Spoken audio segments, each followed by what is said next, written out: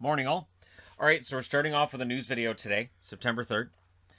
For new subscribers who came over via the podcast that I did yesterday, welcome. And we're going to start off with some good news for hockey fans everywhere. And bad news for my sleep patterns in February. They are going to the Olympics. It is official. The NHL, the IOC, the NHLPA, they've worked out an agreement. The sticking points were who was paying for what. Basically, that was part of the sticking point. And the NHL also wanted the rights to use the footage from the Olympics because it's their players and they want to be able to use that footage. I don't know if they got those rights. We'll find out. But I would think that they probably got them. That was one of the main things that they wanted, was to make sure that they could use any footage from the Olympics for their own promotional materials. So it's going to be interesting. The first thing you'll notice is there's 3 groups here. It's 12 countries. They'll do the round robin and then the medal round. And in Group A, you've got Canada, US, Germany, and China. So the top 2 in that group should be Canada and the USA, you would think, although the Germans can ice a pretty good team, right?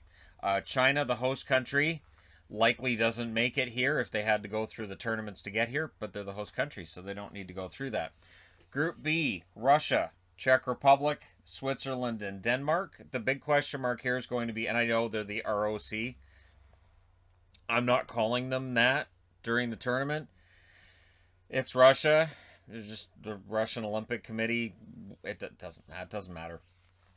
But yeah, the Russians will be there, and you would think they'll be the favorites to win that group. And it should be Ovechkin's last chance, you would think, at a gold medal. Unless he plays again in 4 years' time. And then the battle for second would be between the Czechs and the Swiss, you would think.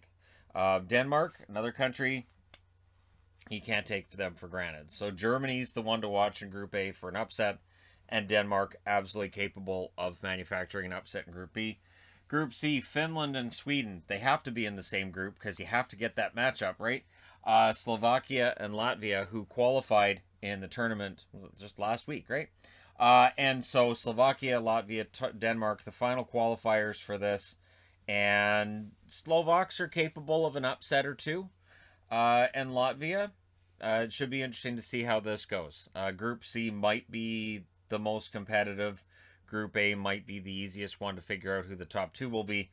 But it's going to be an interesting tournament. So I will get into who I think probably makes each roster, although you've got to think that we'll have some idea of who's going to end up on the rosters pretty quickly here. Tomas Hertl, this is one of those interviews that's done with in a foreign language, so when it gets translated, there might be something lost in translation. However, he does basically say, he's a free agent next summer. Is he going to say, I'm ready to sign a long-term contract with San Jose? No. So basically, he does say that he's uncertain where he's at for next year and where the Sharks are at for next year.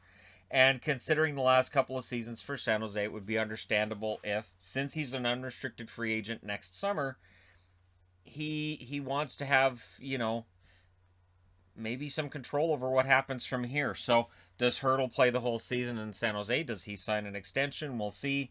But he does say, when he was asked about trade speculation, he believes most of, if not all of that, is just coming from the media.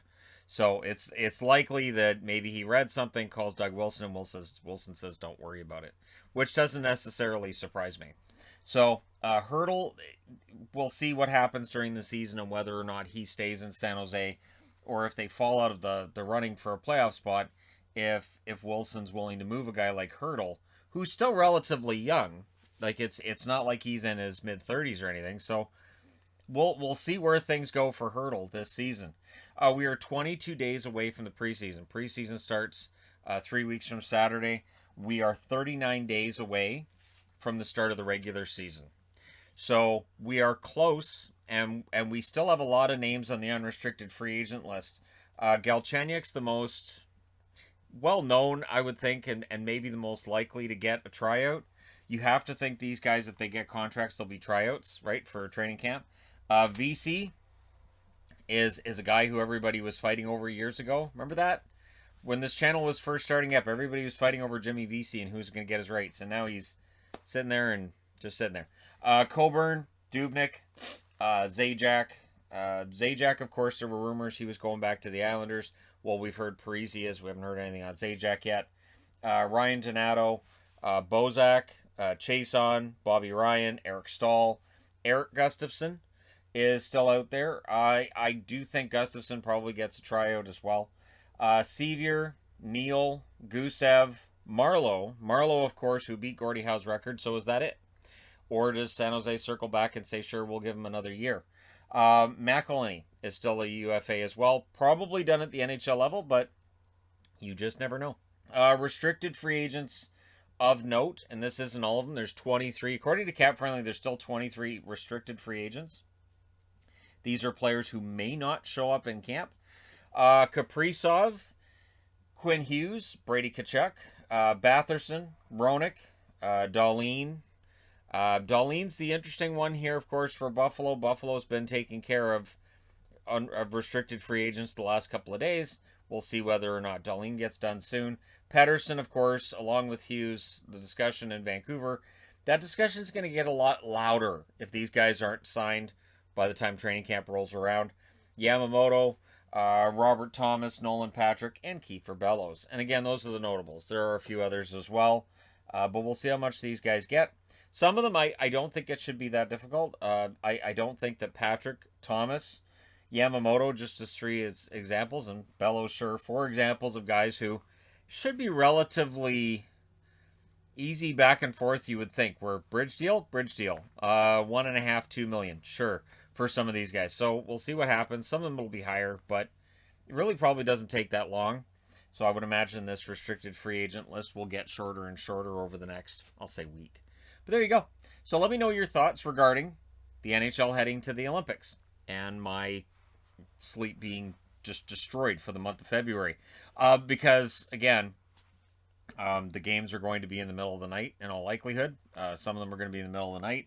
I'll watch as much as I can and try to figure out when sleep happens in the middle as well. So that's going to be the interesting part. But let me know your thoughts in the comment section below as always. Don't forget to hit like and subscribe if you're browsing your way through. You just happened upon this video. Thank you guys so much for watching, for all your support. I will talk to you again soon.